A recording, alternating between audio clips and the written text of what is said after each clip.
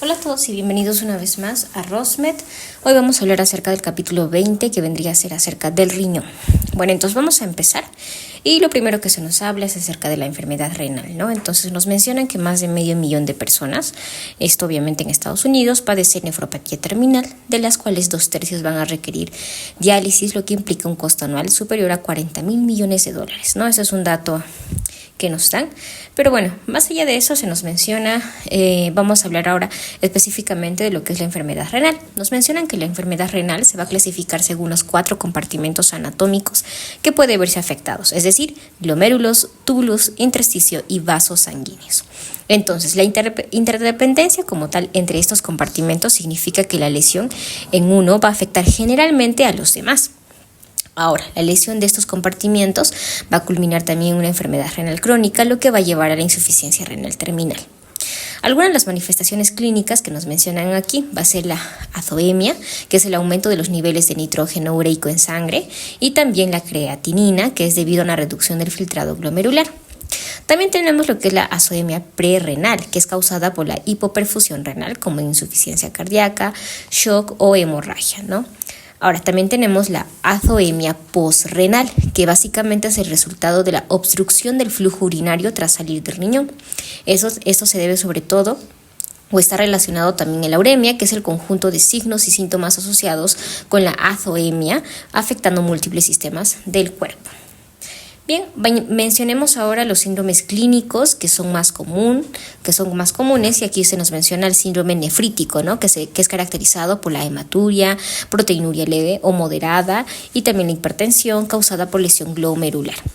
Y bueno, también está otro de los síndromes que vendría a ser la glomerulonefritis rápidamente progresiva, variante en este caso del síndrome nefrítico con un deterioro rápido, en este caso, pues de los glomérulos, ¿no?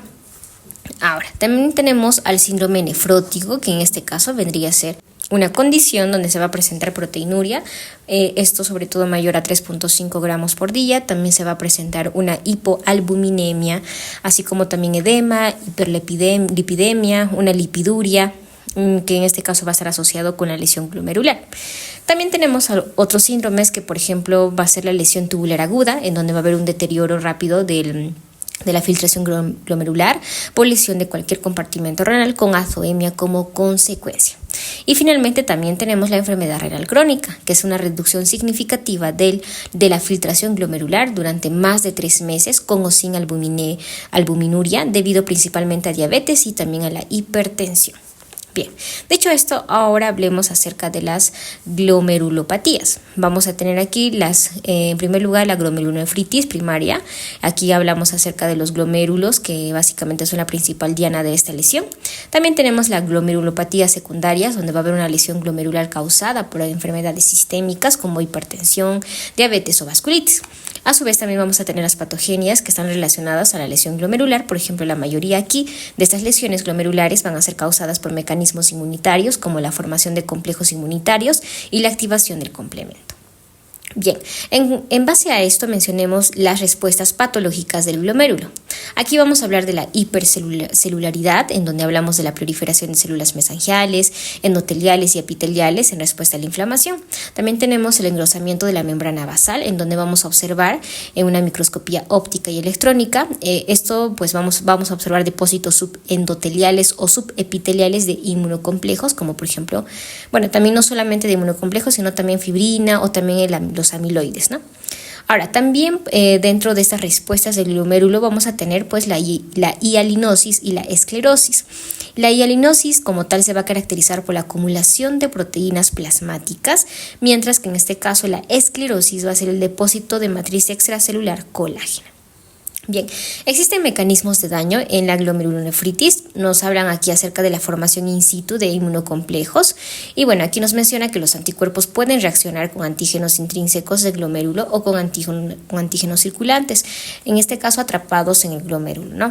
Ahora, la unión de anticuerpos a estos antígenos va a activar el complemento y va a contribuir a la lesión glomerular. Bien. Dicho esto, ahora sí vamos a hablar un poquito de manera más profunda de la glomerulonefritis, ¿no? Entonces, esta condición es inducida por anticuerpos contra la membrana basal glomerular. Es una enfermedad autoinmune en que los anticuerpos se van a dirigir contra componentes normales. Y bueno, por ejemplo, existe un síndrome que se llama el síndrome de Gotts-Pasteur, que básicamente es un trastorno clásico asociado donde los anticuerpos se van a unir a un dominio no colagenoso de la cadena alfa 3 del colágeno tipo 4. Esto va a dar lugar a un patrón de tinción lineal característico en la inmunofluorescencia cuando se hace pues esta prueba, ¿no? Ahora, en la formación en este caso de esta glomerulonefritis, la lesión glomerular va a ocurrir cuando los complejos antígeno-anticuerpos circulantes se atrapan dentro de los glomérulos. Esto activa la cascada de complemento y recluta células inflamatorias. Los antígenos en este caso pueden ser endógenos como el ADN bicatenario en el lupus eritematoso sistémico o pueden ser exógenos también como los agentes infecciosos, la localización de los complejos inmunitarios en el glomérulo, en este caso ya sea subendotelial, subepitelial o mesangial. Esto va a depender de factores como la carga y el tamaño de los complejos, así también como la hemodinámica glomerular. Bien, ahora vayamos a hablar un poquito de los mecanismos de lesión glomerular. Se nos menciona que la localización de los antígenos o inmunocomplejos en el glomérulo va a afectar el tipo de lesión. Los complejos subendoteliales que suelen contener leucocitos se van a asociar con una mayor inflamación, mientras que los complejos subepiteliales que no interactúan con los leucocitos tienden a generar menos inflamación, ¿no? Además, también los linfocitos T pueden contribuir a la lesión glomerular mediante la liberación de citocinas y la citotoxicidad directa. Bien. Ahora hablemos, se nos menciona de manera así corta que en algunas glomerulopatías, como las enfermedades por depósitos densos, se va a activar la vía alternativa de complemento que va a contribuir a la lesión glomerular. Pero también existen, acá nos mencionan que existen mediadores de la lesión glomerular. Y aquí nos van a mencionar, por ejemplo, a estos mediadores celulares, como por ejemplo los neutrófilos y los monocitos, que van a liberar proteasas y radicales libres, mientras que los linfocitos T y los macrófagos pueden producir citocinas y factores de crecimiento que van a exacerbar la lesión. Ahora, los mediadores solubles como el complemento, los eicosanoides, el óxido nítrico y las citocinas también juegan un papel en la lesión glomerular. Bien, ahora, como mencionamos un poco esto de la lesión de las células epiteliales, aquí se nos mencionan que, por ejemplo, los podocitos van a ser células clave en la barrera de filtración glomerular. Estas van a tener una capacidad regenerativa limitada y se van a lesionar fácilmente en diversas glomerulopatías. Esta lesión en este caso puede progresar desde la pérdida de diafragmas en hendiduras hasta el borramiento completo de los pedícelos, lo que en este caso va a generar la proteinuria.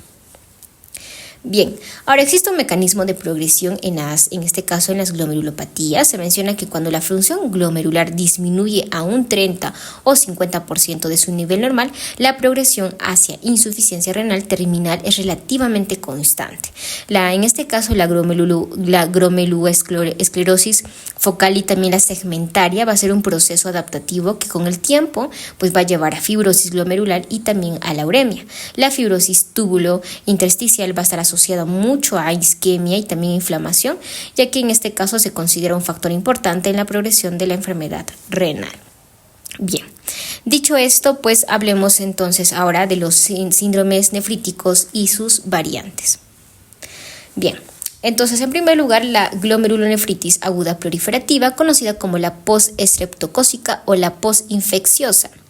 Bueno, como el nombre lo dice, en este caso es básicamente por la formación de inmunocomplejos in situ por depósitos de antígenos de los estreptococos, en este caso, ¿no? Que específicamente que tiene una exotoxina conocida como la exotoxina B, y también esto por la unión a los anticuerpos específicos, ¿no? Ahora, en cuanto a la morfología, nos mencionan que en este tipo de patología o condición, sobre todo la difusa, se va a presentar con una hipercelularidad, es decir, con infiltración por neutrófilos, monocitos y proliferación celular. Ahora, en cuanto a por ejemplo, un laboratorio de inmunofluorescencia, se menciona que se puede observar depósitos granulares de IgG, de IgM y también de C3. Y en cuanto a una microscopía electrónica, nos mencionan que vamos a poder observar depósitos subepiteliales tipo jorobas, así es como lo menciona el libro, ¿no? Bien, dicho esto, pues hablemos ahora de la clínica un poquito. Esto va a aparecer más o menos entre la primera y cuarta semana tras infecciones estreptocócicas, ya sean faringias o cutáneas. Se menciona en este caso que el pronóstico en niños puede ser una recuperación rápida, mayor al 95%, mientras que en los adultos la recuperación va a ser más lenta, algunos van a evolucionar incluso a insuficiencia renal y insuficiencia renal crónica o también enfermedades rápidamente progresivas. Bien, ahora existe una glomerulonefritis que es aguda, pero no es estreptocócica. Esta va a ser similar en este caso a la que hemos hablado hace rato, que vendría a ser, en la que hablamos hace un ratito, ¿no? Que es la glomerulonefritis aguda proliferativa, ¿ya? Entonces, pero esta va a estar asociada ya también por bacterias, virus o parásitos. Y también se menciona que vamos a observar depósitos inmunitarios que pueden contener IgA en vez de IgG. Ok, hablemos de la siguiente, que vendría a ser la glomerulonefritis rápidamente progresiva. Se menciona, es conocida como la GNRP con semilunas. Y bueno, aquí se nos menciona que va a haber un deterioro renal rápido con hematuria. También va a existir proteinuria moderada, hipertensión y edema. Puede incluir hemoptisis recurrente, es decir, por ejemplo, esto se lo conoce como el síndrome de Guts-Pasteur, ¿no? Que mencionamos hace rato. Ahora, esto va a tener su clasificación. Su clasificación va a ser de tipo 1, de tipo 2 y de tipo 3. En el de tipo 1 vamos a tener conocido también esto como el anti-MBG. Aquí se va a presentar depósitos lineales de IgG en la MBG. A esto va a estar asociado la hemorragia pulmonar en el síndrome de Guts-Pasteur. También va a haber una predisposición genética, en este caso los haplotipos HLA. Ahora, en el tipo 2, esto va a ser conocido por los complejos inmunitarios. Esto va a estar asociado a una GN. Bueno, la GN básicamente es esta glomerulonefritis, ¿no? Postinfecciosa y otras nefritis inmunocomplejas. También va a haber depósitos granulares y proliferación de células, en este caso glomerulares, ¿no? Ahora, en el tipo 3 ya también vamos a tener a la pausa inmunitaria, que ya también aquí se va a presentar sin anticuerpos anti-MBG, ni tampoco inmunocomplejos. Va a estar relacionada con el ANC y vasculitis sistémica. Ok, dicho esto, entonces vayamos a los síndromes nefróticos. Vamos a empezar con la nefropatía membranosa. Aquí nos van a mencionar que esta es una de las causas más comunes de los síndromes nefróticos en adultos. Va a ser esta enfermedad como tal. En esta enfermedad como tal, la membrana basal glomerular se vuelve más gruesa debido a la acumulación de los complejos inmunitarios. Las causas aquí van a ser primarias y secundarias. Las primarias, aquí vamos a tener el sistema inmunológico. Este va a atacar proteínas propias de los podocitos, que son estas células del glomérulo, ¿no? Ahora, en la secundaria ya también vamos a tener que van a estar asociadas con enfermedades como el lupus, cánceres, infecciones, la hepatitis B, la malaria o también a ciertos medicamentos como los AINES y también el captopril. Ahora, si observamos, por ejemplo, el glomérulo a nivel microscópico, vamos a ver el MBG que se ve engrosado. También en microscopía electrónica vamos a ver que hay depósitos subepiteliales entre los podocitos y también en las MBG, ¿no? Esta MBG, para nuevamente mencionarlo, pues es la membrana basal glomerular. Ahora, en cuanto a los síntomas y la evolución, se nos menciona que el inicio va a ser lento, con edema y proteinuria masiva. Puede progresar hasta una insuficiencia renal crónica en casos graves. Ok, tenemos algo que se llama enfermedad con cambios mínimos, conocido como el SM.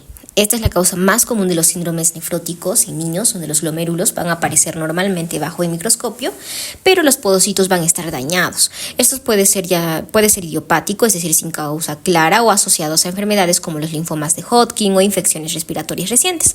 Se piensa que está mediada por una disfunción inmunitaria que va a afectar los podocitos. Y bueno, si podemos observar en este caso a nivel microscopio, vamos a poder observar los glomérulos normales, pero en el momento de hacer una microscopía electrónica vamos a observar el borramiento de los pedicelos, que son nuestras estructuras clave de los podocitos, ¿no? Ahora, en cuanto a los síntomas y evolución, vamos a tener un inicio brusco de proteinuria masiva con edema severo, pero pues aquí no vamos a tener hipertensión ni tampoco hematuria. Si hablamos un poquito del tratamiento, nos mencionan que responde muy bien a corticoides y el pronóstico va a ser muy excelente. Bien, vayámonos ahora a la glomerulosclerosis focal y segmentaria. Esta es una enfermedad donde algunas partes, es decir, segmentos de algunos glomérulos, es decir, focales, van a estar dañados y van a presentar cicatrices, es decir, esclerosis. Es la causa más común del síndrome nefrótico en adultos en muchos países. Las causas aquí van a ser nuevamente primaria y secundaria. La primaria van a ser de origen desconocido, mientras que en la secundaria vamos aquí tener por que va a estar relacionado con otras enfermedades, por ejemplo, el VIH, obesidad, anemia, puede ser una anemia drepanocítica o también el uso de drogas como la heroína.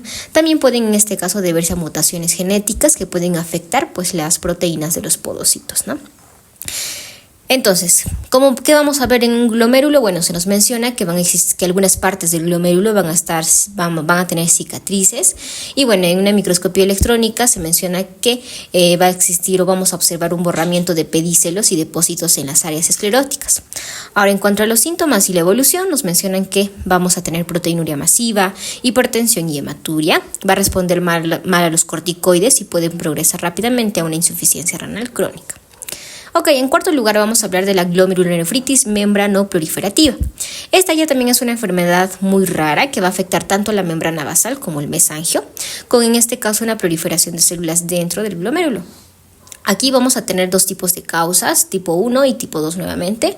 El depósito en este caso, en el tipo 1 vamos a tener depósitos de complejos inmunes por infecciones crónicas, por ejemplo hepatitis B o también hepatitis C, puede ser también el lupus o también algunos tumores. Ya en el tipo 2 vamos a tener, o va a ser debido por la activación anormal del sistema de complemento, en este caso la vía alternativa, ¿no? Va a estar mediada en este caso por los autoanticuerpos.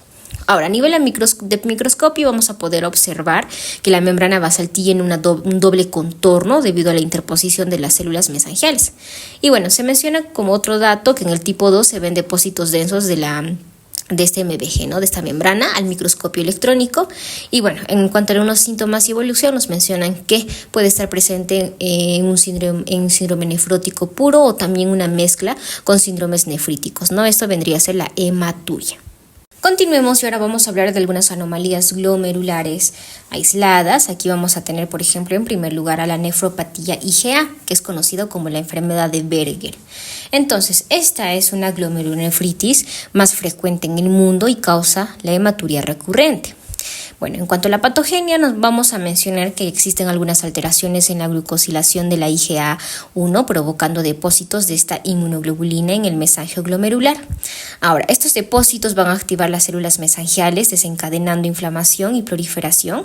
Pueden asociarse a infecciones respiratorias o digestivas, también a una enfermedad como tal celíaca y también a hepatopatías. En cuanto a la morfología, vamos a ver depósitos de IgA y de C3 en el mesangio.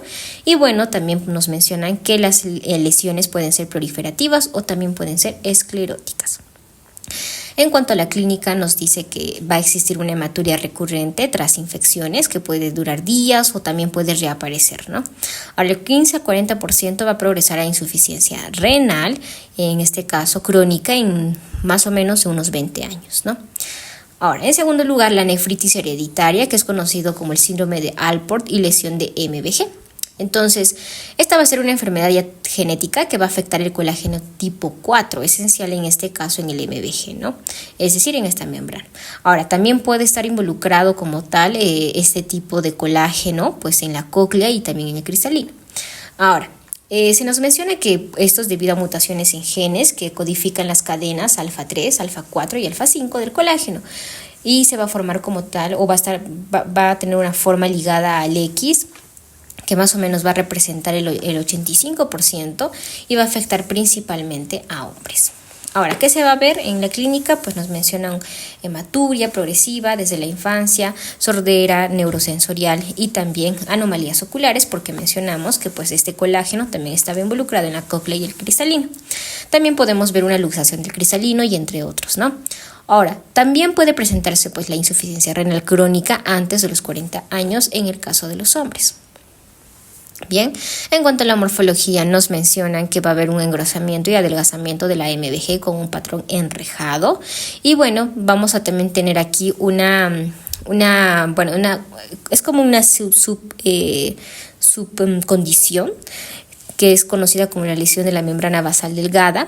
Esta ya también va a ser conocida como la hematuria familiar benigna, ¿no? Esta ya también es un trastorno leve con hematuria asintomática sin progresión a insuficiencia renal.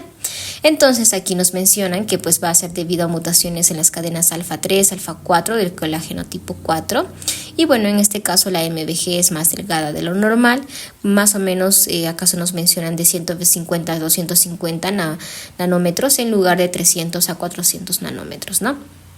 Y bueno, nos mencionan también que en cuanto a la clínica, en esta lesión de la membrana basal delgada, va a haber hematuria aislada y la función renal va a estar normal y también va a tener un excelente pronóstico. En tercer lugar, hablemos de la glomerulonefritis crónica. Entonces, aquí ya también es la etapa final común de diversas glomerulopatías, ¿no? Con evolución en este caso a insuficiencia renal terminal. Puede ser la progresión en este caso de una glomerulonefritis, en este caso membranosa o no membranosa, ya también de la nefropatía IgA que hemos mencionado y entre las patologías que hemos mencionado pues hace un rato, ¿no? Entonces, de estos tipos de patologías es básicamente la progresión va a dar lugar a la glomerulonefritis crónica. Ahora, también se menciona que algunos casos aparecen incluso sin causa identificable. En cuanto a la morfología nos mencionan que pues vamos a tener riñones pequeños y granulares con adelgazamiento cortical y vamos a ver que los glomérulos van a ser reemplazados por un tejido conjuntivo y alinizado. En cuanto a la clínica nos mencionan que nuestros pacientes pueden presentar hipertensión, uremia avanzada, nefrocalcinosis y también la osteodistrofia renal. Ok, hablemos ahora en cuarto lugar, de la púrpura de Scheulen-Enoch, ¿no?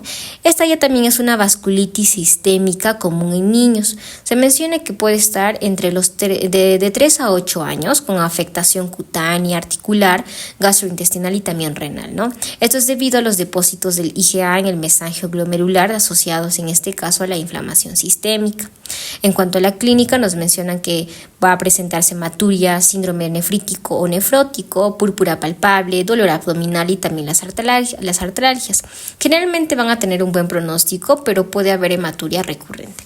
Bien, ok, ahora vayámonos a la glomerulonefritis asociada a endocarditis y otras infecciones sistémicas. Bueno, aquí vamos a tener también una glomerulonefritis secundaria a infecciones, por ejemplo, por endocarditis bacteriana, infecciones virales o parasitarias, ¿no? Todo esto debido a los complejos inmunes en los glomérulos. En cuanto a la clínica nos mencionan que va a haber una hematuria, síndrome nefrítico, glomerulonefritis rápidamente progresiva, estos dos sobre todo, ¿no? Ahora en la morfología vamos a ver depósitos granulares de inmunocomplejos en los glomérulos. Y bueno, también tenemos la nefropatía diabética. En sexto lugar, pues esta nefropatía diabética, en donde la principal causa va a ser la insuficiencia renal crónica, es la principal causa de insuficiencia renal crónica, sobre todo en personas que tienen diabetes de tipo 1 y también, diabetes de tipo 2. Ahora, se menciona que va a haber un daño glomerular progresivo debido a la hiperglucemia crónica, a la hipertensión y también al estrés oxidativo, ¿no? Las personas aquí van a presentar una proteinuria persistente, insuficiencia renal progresiva. En séptimo lugar vamos a tener a la glomerulonefritis fibrilar. Esta ya también es un tipo de condición rara con depósitos fibrilares no amiloides en los glomérulos. Y bueno, se nos mencionan pues que las personas van a presentar un síndrome nefrótico, van a presentar hematuria y también la insuficiencia renal progresiva. En cuanto a la morfología, va a haber depósitos fibrilares en el mesangio y también paredes capilares, ¿no? Ahora, existen también otras enfermedades sistémicas que están asociadas pues a estas enfermedades renales, sobre todo a esta glomerulonefritis, ¿no? El síndrome de Gotts-Pasteur, que ya lo hemos mencionado. En este caso es una glomerulonefritis con hemorragia pulmonar, en donde los anticuerpos anti-MBG van a estar relacionados. Ahora, también tenemos a la granulomatosis con poliangeitis, que básicamente es una glomerulonefritis asociada a vasculitis necrotizante. También tenemos la crioglobulinemia mixta esencial, en donde ya también se habla de una vasculitis, donde van a estar relacionados con los complejos inmunes. Y también tenemos a la amiloidosis, donde va a haber una glomerulonefritis asociada a los depósitos, pues como su nombre lo dice, amiloides en los glomérulos.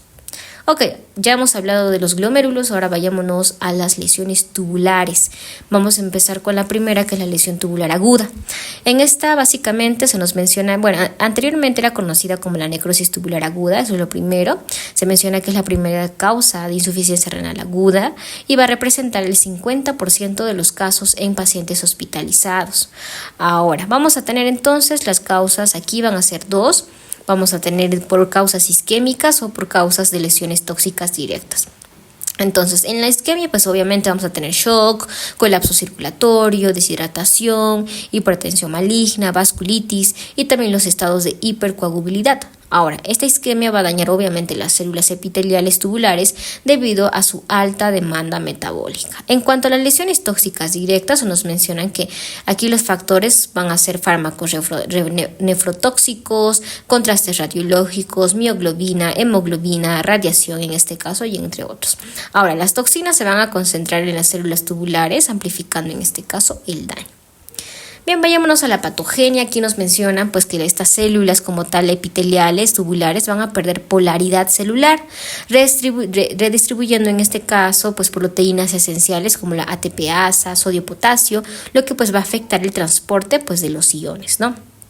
Ahora, la consecuencia de lo que acabo de mencionar va a dar lugar a la vasoconstricción por activación del sistema renina-angiotensina y la disfunción endotelial con aumento de endotelina y reducción del óxido nítrico. Entonces, pues va a ocurrir lo que es un reclutamiento inflamatorio, es decir, las células dañadas van a expresar citocinas y moléculas de adhesión que van a atraer también a los leucocitos, en este caso exacerbando pues la lesión. Ahora, esto va a generar pues una obstrucción tubular.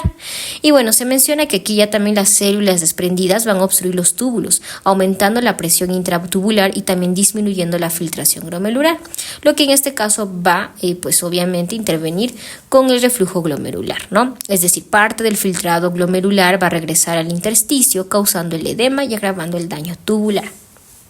¿Qué vamos a ver pues en cuanto a su morfología? Bueno, como mencionamos, pues esto también va a tener mucho que ver con los tipos con las causas de tipos en este caso que mencionamos, ¿no? La isquémica y pues ahora vamos a añadir la tóxica o la nefrotóxica. En cuanto a la isquémica, se nos menciona que vamos a tener una necrosis parcheada en la porción recta del túbulo proximal y la rama ascendente gruesa del asa de Henle. Ahora, aquí también vamos a ver una presencia de cilindros celulares y de proteínas. En la LTA, es decir, esta LTA le estamos llamando pues a este tipo de condición, ¿no? Es decir, la lesión tubular aguda. Entonces, en la LTA nefrotóxica ya también vamos a tener la lesión más homogénea, predominantemente en los túbulos proximales, y bueno, se menciona que va a haber un edema intersticial con infiltrado inflamatorio y también regeneración epitelial durante la recuperación. Ok, en cuanto a la evolución clínica, aquí nos van a mencionar que existen 3 fases. Vamos a tener la fase de inicio, más o menos hasta las 36 horas. Aquí va a haber una disminución leve de la diuresis y aumento de nitrógeno ureico en sangre. Eso es conocido como el boom. Ahora, también vamos a tener la fase de mantenimiento. Aquí vamos a observar oliguria marcada de 40 a 400 mililitros por día. Va a haber una sobrecarga de líquidos, una hiperpotasemia, una acidosis metabólica y también el aumento del boom, ¿no? Es decir, nitrógeno ureico en sangre. Ahora, vamos a tener finalmente la fase de la recuperación, en donde va a haber una diuresis excesiva, hasta 3 litros por día, con pérdida de agua, sodio y potasio, lo que puede causar hipopotasemia. En este caso, ya también la recuperación de la función tubular renal se va a dar al finalizar en este caso esta fase de recuperación. En cuanto al pronóstico, nos mencionan que podemos tener, pues nuevamente, según los tipos de causas, vamos a hablar del LTA primero isquémico, ¿no? Ahora, en el caso que sea un isquémico severo, pues se menciona que la mortalidad va a ser más del 50%, especialmente en casos asociados con sepsis masiva o insuficiencia multiorgánica. Pero en este caso, la LTA nefrotóxica, pues también nos mencionan que la supervivencia ya también va a ser de mayor del 25%, generalmente con buena recuperación. Y bueno, dicho esto, ahora vayámonos a otra de las patologías que tienen que ver con este túbulo, ¿no? Con el túbulo. Vayámonos a la nefritis túbulo intersticial. Aquí también primero hay que diferenciarlo de las otras enfermedades glomerulares primarias. ya que aquí va a haber ausencia de síndrome nefrótico o nefrítico. Se menciona que suele debutar con azoemias. Puede haber también poluria, pérdida de sal o acidosis metabólica debido a los defectos en la excreción del ácido. Ahora, en cuanto a las causas, nos mencionan que esto puede ser una progresión de glomerulopatías primarias. También nos mencionan que puede existir trastornos isquémicos o sistémicos como la diabetes. Y bueno, también puede tener causas primarias, es decir, puede existir, por ejemplo, infecciones, fármacos, toxinas y trastornos metabólicos, ¿no? Ok, ya estamos casi en la mitad ya estamos más de la mitad, de este capítulo. Vamos a continuar, vamos a ahora hablar acerca de las pielonefritis, de la pielonefritis aguda. En este caso ya también, de manera rápida nos mencionan que las características clínicas aquí va a ser un dolor en el flanco. En este caso, en ambos flancos puede existir fiebre, disuria, frecuencia urinaria y presencia de cilindros en los leucocitos en la orina. Nos mencionan que si hacemos en este caso un examen microscópico, vamos a observar inflamación supurativa parcheada, necrosis tubular y cilindros intravolumulares en neutrófilos, y en casos avanzados podemos incluso ver abscesos, necrosis papilar, también la pielonefrosis y cicatrices renales, y también con deformaciones por fibrosis, ¿no? También tenemos a la pielonefritis crónica. Aquí ya también estamos hablando básicamente de inflamación tubulointersticial. Vamos a ver cicatrices renales, cálices deformados y dilatados. Y bueno, también aquí de hecho se hace una pequeña clasificación en donde vamos a hablar de nefropatías por reflujo y la pielonefritis obstructiva crónica. Entonces, en la nefropatía por reflujo se nos menciona que es la causa más común y está asociada a infecciones y reflujo vésico-ureteral congénito, ¿no? Ahora, por otra parte, la pielonefritis obstructiva crónica ya también es una obstrucción crónica que va a predisponer a infecciones y atrofia parenquimal. En cuanto a la morfología, nos mencionan que vamos a observar aquí pues unas cicatrices extensas, deformidad calicial y también fibrosis tubulointersticial.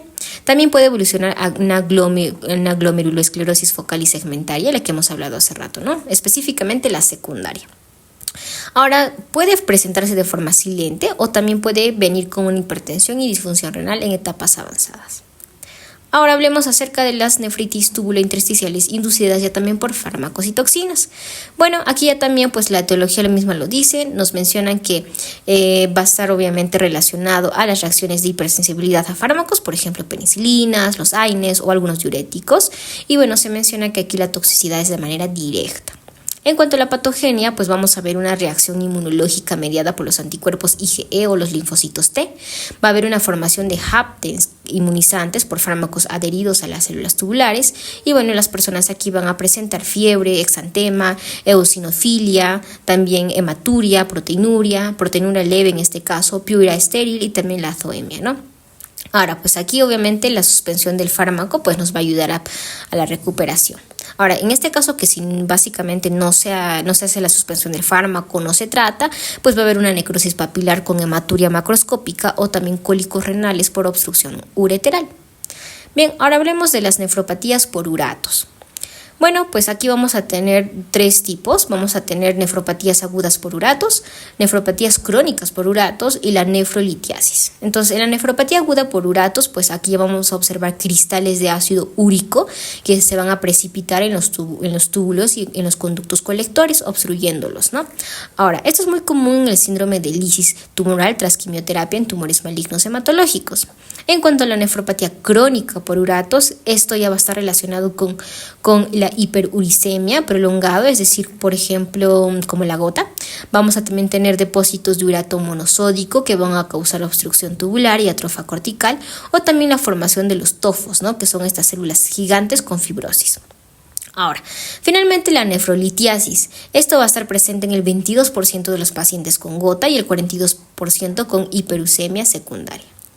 Ok, hablemos ahora de la hipercalcemia y la nefrocalcinosis. Bueno, la hipercalcemia como tal pues va a inducir depósitos de calcio en los riñones, es decir, una nefrocalcinosis, y en este caso pues va a dar la formación de los cálculos de calcio, ¿no? Ahora, esto pues puede causar insuficiencia renal por obstrucción tubular o también toxicidad directa. Va a estar asociado también al consumo excesivo de soluciones de fosfato.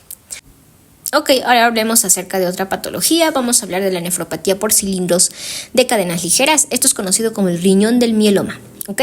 Esto va a ocurrir en el 50% de los pacientes con mieloma múltiple. Algunos de los factores que van a contribuir aquí son son 4.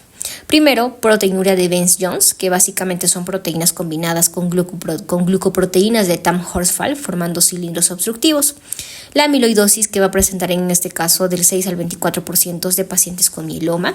La enfermedad por depósito de cadenas ligeras, en donde va a haber depósitos en membranas basales, glomerulares y tubulares, causando nefritis túbulo-intersticial. También vamos a tener la hipercalcemia o también la hiperuricemia, que son características muy frecuentes. Ok, relacionado a esto también se nos mencionan las nefropatías por cilindros biliares. Bueno, aquí va a estar relacionado con insuficiencia hepática severa y ya también concentraciones altas de bilirrubina. Vamos a observar como tal los cilindros biliares que van a obstruir las nefronas y también a su vez van a tener efectos tóxicos directos, ¿no? Ok, ahora existe también otra enfermedad que se llama la nefroesclerosis. Y bueno, esta puede presentarse de dos formas, benigna y maligna. La benigna va a presentar engrosamientos y también una hialinización de las arteriolas renales con atrofia isquémica difusa. Va a estar asociado al envejecimiento. El libro nos menciona que puede estar relacionado a la raza negra, pero pues ya no existe la raza, así que pues mencionémoslo como simple personas que son de la tez negra, ¿no? También de la hipertensión y la diabetes. Ahora, en cuanto a la maligna o la forma maligna, va a estar asociado a la hipertensión acelerada. Va a haber unas características, por ejemplo, necrosis fibrinoide, arteriopatía en capas de cebolla, así es como se le llama, y la insuficiencia renal y también algunas crisis hipertensivas con presiones entre mayor de 200 y 120 milímetros de mercurio. Ok, ahora hablemos acerca de la estenosis de la arteria renal. Esta va a ser responsable del 2 al 5% de los casos de hipertensión renovascular.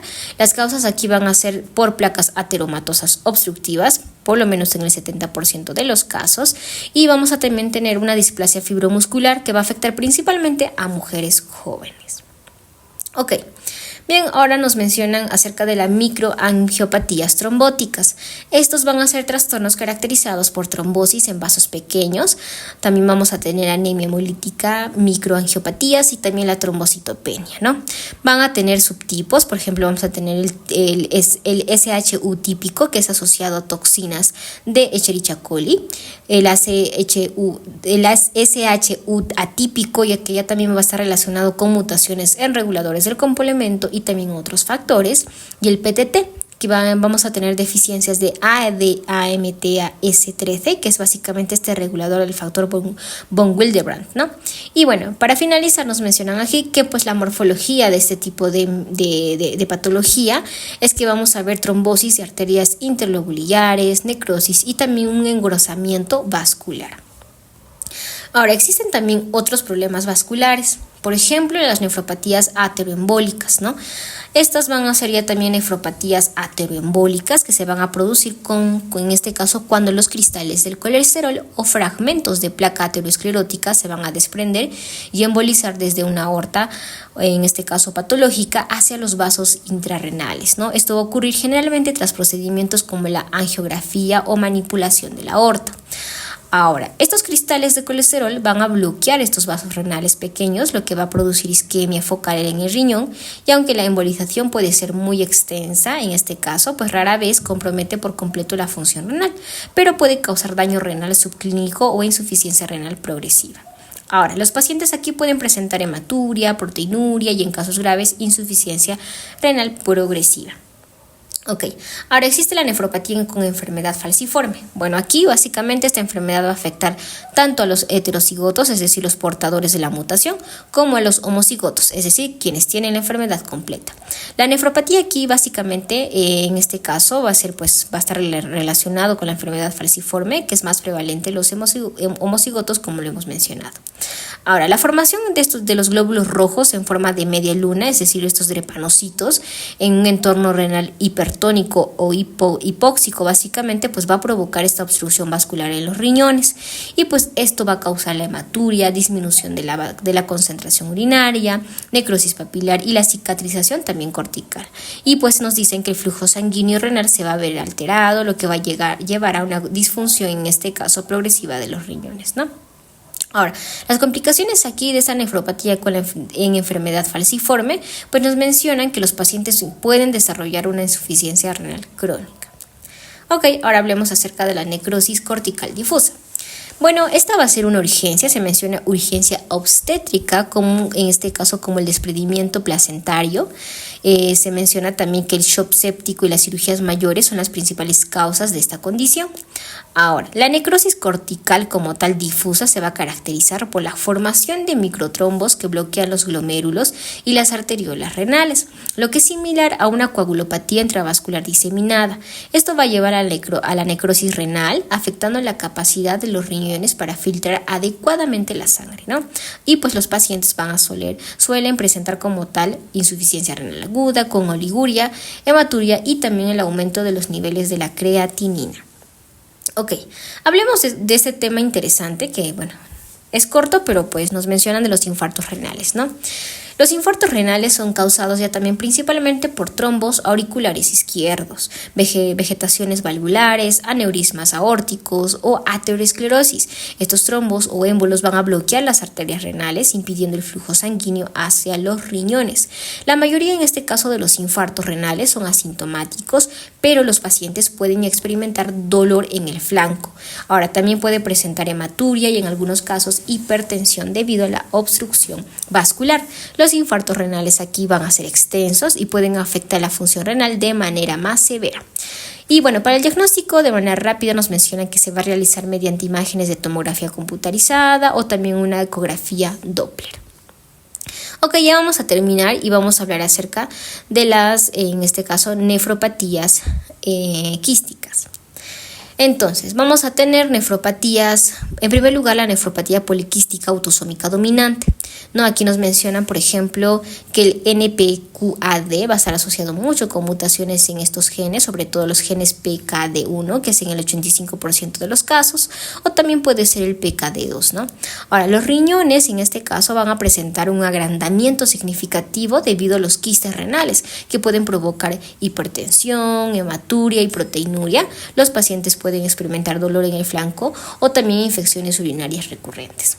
Ahora, la enfermedad puede llevar a la insuficiencia renal crónica en la adultez y los pacientes van a tener un mayor riesgo de aneurismas intracraneales y también problemas cardiovasculares como la hipertensión y las cardiopatías valvulares. Para el tratamiento se nos menciona que aunque no existe una cura, los tratamientos se van a centrar en controlar la hipertensión y también aliviar los síntomas. Ok, eso es una de las nefropatías quísticas. Tenemos otra que en este caso es la nefropatía poliquística autosómica recesiva. Aquí pues en este caso esta va a ser causada por mutaciones en el gen PKHD1. Los riñones aquí afectados van a ser grandes también y van a contener conductos colectores dilatados. De hecho, en la variante infantil y juvenil también se observan fibrosis hepáticas significativas. Ahora, en los recién nacidos la insuficiencia renal severa es muy común y puede requerir diálisis temprana. La fibrosis hepática va a estar asociada también en este caso y va a contribuir a un mal pronóstico, ¿no? La insuficiencia renal también suele ser progresiva en este caso y pues los pacientes pueden necesitar pues lamentablemente un trasplante renal en etapas tempranas. Ok, nos hemos pasado un tema, teníamos que hablar acerca de anomalías congénitas y bueno, lo vamos a mencionar de manera rápida, ¿no? Vamos a tener agenesia renal, que básicamente puede tener una presentación bilateral o unilateral, es decir, en la bilateral va a haber una forma, esta es la forma incompatible con la vida, ya que no se desarrollan riñones y la insuficiencia renal pues es fatal en las etapas tempranas. En la unilateral ya también va a ser donde el riñón restante generalmente va a experimentar hipertrofia y ya que va a ser compensatorio para asumir las funciones del riñón que falta, ¿no? Aunque hay un mayor riesgo de insuficiencia renal crónica a largo plazo. Ahora, también tenemos hipoplasia renal. Aquí se habla acerca de una condición en la que uno de los riñones ya también es de menor tamaño y va a presentar un número reducido de lóbulos y pirámides renales. A menudo en este caso va a ser unilateral y no va a presentar cicatrices visibles y aunque la función renal del riñón afectado en este caso puede estar reducida, pues se menciona que sí es compatible con la vida, ¿no? Ahora, también tenemos lo que son los riñones ectópicos, donde se habla de riñones básicamente que se desarrollan fuera de la posición anatómica normal. Estos van a estar ubicados por encima del borde pélvico o en este caso en la pelvis. Aquí se menciona que pues los riñones ectópicos van a tener mayor predisposición a infecciones del tracto urinario y también una obstrucción urinaria debido a la ubicación anómala, lo que puede dificultar ya también el drenaje adecuado de la orina, ¿no? Y finalmente, los riñones en herradura. Esta ya también es una anomalía congénita. Los riñones están, en este caso, fusionados por sus polos inferiores y van a formar una estructura de U que va a atravesar la línea media, ¿no? Esta condición pues, puede estar asociada con otras malformaciones renales y obstrucciones del tracto urinario. Ok, continuemos hablando y ahora vamos a hablar acerca de, en este caso, una condición que vendría son los riñones en esponja medular. Básicamente son riñones que se van a caracterizar por dilataciones quísticas de los conductos colectores en la médula renal. Se menciona que aunque muchos pacientes en este caso que pueden ser asintomáticos, pues pueden predisponer a la formación de cálculos renales debido a la estasis urinaria, ¿no? También tenemos la displasia renal multiquística, en donde los riñones afectados por esta condición van a ser grandes, multiquísticos y están asociados con obstrucciones urinarias.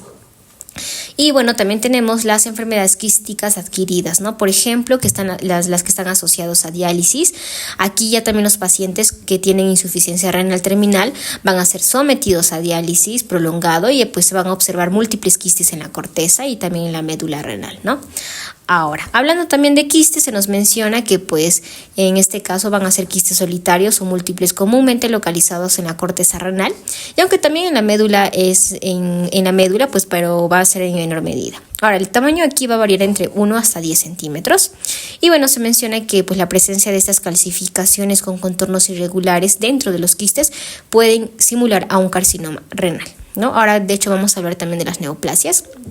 Ahora, algo muy famoso pues vendrían a ser los cálculos renales, que tenemos que mencionarlos sí o sí. Esto es conocido como la urolitiasis. Ahora, los cálculos pueden formarse en cualquier parte del tracto urinario, pero la mayoría se van a originar en los riñones. En este caso, la incidencia de la urolitiasis es por lo menos del 5 al 10%, con mayor frecuencia en hombres y en personas entre 20 y 30 años. Ahora, las asociaciones hereditarias van a incluir la gota, la cistinuria y también la hiperoxaluria primaria, ¿no? Ahora, la formación de los cálculos se van a ver influenciados por lo siguiente. Primero, aumento de la concentración de los elementos formadores de cálculos. Va a haber cambios del pH urinario, reducción de la diuresis, la presencia de bacterias y la pérdida de inhibidores naturales de la formación de cristales. Por ejemplo, el citrato, el pirofosfato y la nefrocalcina, la calcina, ¿no? Como tal. Ahora, ¿cómo se dan? Existen tipos de cálculos, de hecho, se nos mencionan los cálculos de calcio, que son de hecho el 70%. Está formado por oxalato o fosfato cálcico y se van a asociar a hipercalcemia, hipercalciuria y también la hiperxolaluria, ¿no? Ahora, también tenemos los cálculos de struvita, que estos van a ser del 5 al 10%, que están formados por fosfato amoníaco magnésico, están relacionados con infecciones bacterianas que van a producir orina alcalina. En tercer lugar, los cálculos de ácido úrico, que es del 5 al 10%, pueden formarse en orina ácida sin hiperuricemia como tal, también de hecho van a ser más comúnmente en pacientes con orina de pH menor a 5.5. Y finalmente los cálculos de cistina, estos del 1 al 2%, y van a ser causados por defectos genéticos en la reabsorción en este caso de los aminoácidos en los riñones, ¿no? Bien, ahora sí, para finalizar, neoplasias benignas y algunas neoplasias malignas. En las neoplasias benignas vamos a tener 3. Adenoma papilar renal, en donde esto va a ser del 7 al 22% de las autopsias, y vamos a tener angiomiolipomas y finalmente los oncocitomas. Entonces, en el adenoma papilar renal, pues van a ser tumores corticales pequeños, aproximadamente 0.5 centímetros, y también van a ser amarillos. Histológicamente, estas van a estar compuestos por células epiteliales vaculadas que van a formar túbulos y estructuras papilares ramificadas. Pueden aparecerse en este caso a los carcinomas papilares renales de bajo grado, y también ambos van a compartir ciertas características citogenéticas. En este caso, la distinción entre tumores benignos y malignos se hace en función del tamaño, siendo los tumores que miden más de 3 centímetros los más propensos a metastatizar, ¿no? Ahora, por otro lado, los angiomiolipomas, que son este segundo tipo de neoplasia benigna, ya también son amartomas compuestos por vasos sanguíneos, músculo liso y también grasa. Es muy común en pacientes con esclerosis tuberosa, por lo menos del 25 al 50% de los casos. Y finalmente el oncocitoma, que básicamente es un tumor epitelial originado en las células intercaladas de los conductos colectores. Está compuesto por células eosinófilas llenas de mitocondrias y va a representar del 5 al 15%. ¿Ok? Neoplasias malignas. Aquí ya también vamos a tener a los carcinomas de células renales, conocido como el adenocarcinoma renal. Va a representar por lo menos del 85% de los cánceres renales en adultos y el 3% de los cánceres viscerales. Se menciona que aquí los factores de riesgo van a ser tabaquismo, obesidad, hipertensión, exposición a estrógenos, amianto, derivados de petróleo, metales pesados y enfermedades renales crónicas. Aquí vamos a tener síndromes hereditarios, ¿ok? Vamos a tener el von Hippel-Lindau, que es conocido como el VHL. Esto va a estar relacionado en el 50 al 70% de los pacientes con mutaciones VHL que desarrollan quistes renales y carcinomas bilaterales. Otro de los síndromes hereditarios va a ser el leiomiomatosis hereditaria, que es causada por mutaciones ya también del gen FH asociada con carcinoma papilar agresivo. Y el otro síndrome va a ser el síndrome de Birkhoff-Dube, que está asociado a mutaciones del gen BHD, que en este caso va a codificar la foliculina. Ok, para la clasificación nos mencionan que va a haber una clasificación histológica. Vamos a tener 5. En primer lugar, carcinoma de células claras, que va a representar el 70 al 80% de los casos, con pérdida de cromosoma 3p y mutaciones en el gen BHL. En segundo lugar, carcinoma papilar, va a representar el 10 al 15% de los casos, con mutaciones en el oncogen MET. En tercer lugar, el carcinoma cromófobo, que va a representar del 5% de los casos con un pronóstico favorable. En cuarto lugar, el carcinoma con translocación XP11, que va a afectar a pacientes jóvenes asociado con translocaciones del gen TFE3. Y finalmente, el carcinoma de los conductos colectores, que va a representar solo el 1% de los casos con origen de los conductos medulares. Ok, ahora existe también, para finalizar, el carcinoma urotelial de la pelvis renal. Se menciona que aproximadamente esto va a estar presente en el 5 al 10% de los tumores renales. Y bueno, se menciona que va a estar originado en el urotelio de la pelvis renal y pueden presentarse con hematuria y obstrucción. Histológicamente va a ser similar a los tumores uroteliales, vesicales y puede ser multifocal. Bueno, en este caso los carcinomas que hemos mencionado, estos carcinomas renales, pueden producir metástasis antes de mostrar síntomas, con un 25% de los pacientes presentando metástasis en el momento incluso del diagnóstico, ¿no? El pronóstico va a depender del tamaño tumoral, como mencionamos, y la extensión también de la lesión. Y pues la supervivencia a los 5 años va a variar entre 70 al 95% en ausencia de metástasis. Y bueno, amigos, esto ha sido todo por hoy. Si te ha gustado este capítulo, que ha sido un poco largo, pues te invito a que le des like y también suscribirte. En el siguiente capítulo vamos a hablar acerca del capítulo 21. Vamos a hablar de las vías urinarias bajas y el aparato genital masculino. Y bueno, en el capítulo 22, aparato genital femenino y así, ¿no? Entonces, pues nos vemos en una próxima.